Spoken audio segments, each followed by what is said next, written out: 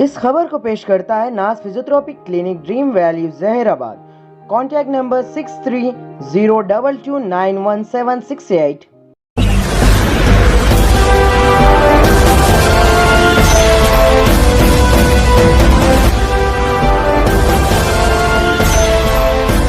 मैं सैयद मिसबाह न्यूज़ में आपका इस्तकबाल करता हूँ।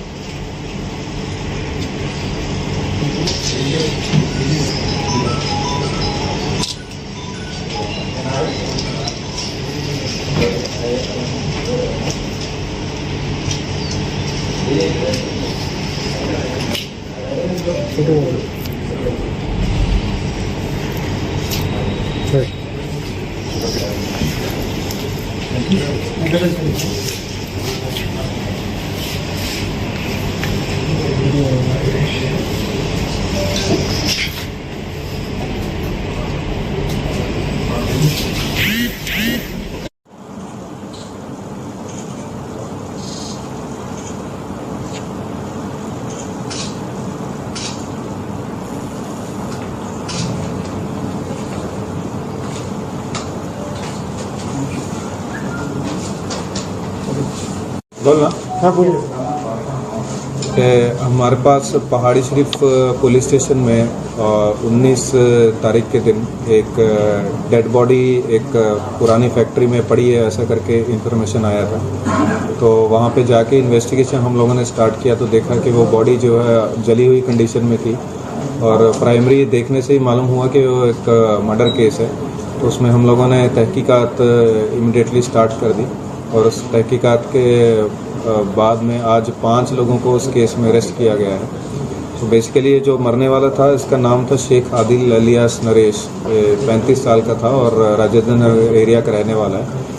इसमें जो एक्यूज़ हैं उसमें से जो A2 है जोया बेगम, वो इसकी वाइफ है और बाकी के जो एक्यूज़ हैं A1 सईद फरीद अली और A3 A4 A5 जिनके नाम मोहम्मद रियाज, शेख माविया और मोहम्मद जहीर हैं।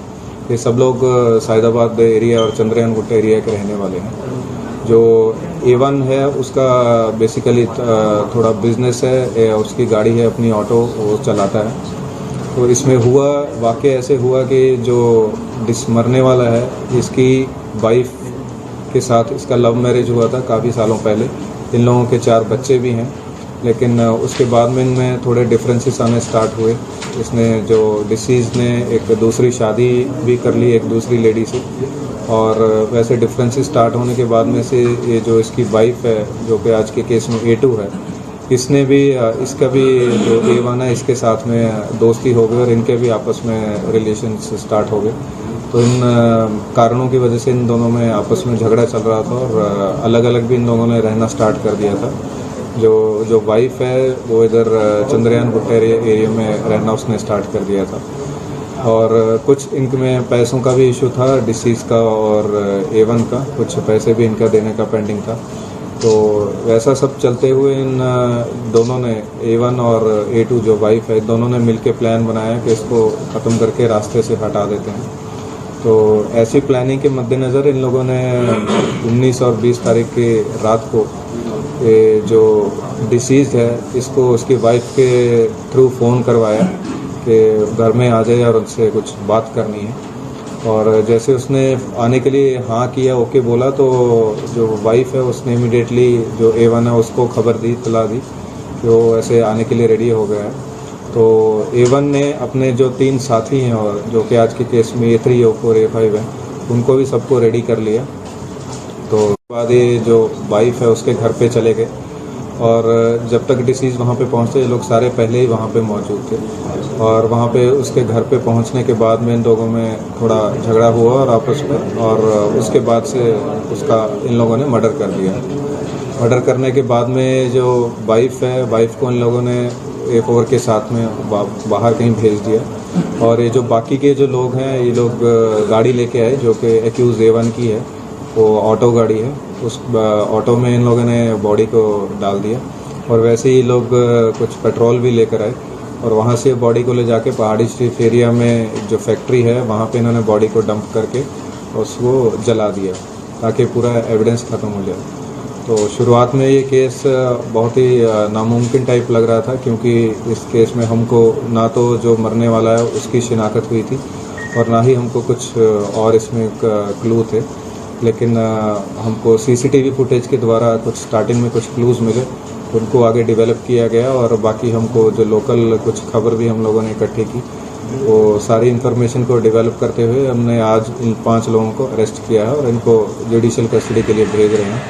इस केस में बेसिकली हमारी जो टीम है उसने बहुत अच्छा काम किया।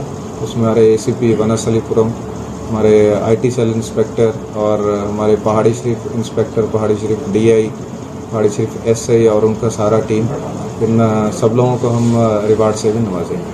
Thank you.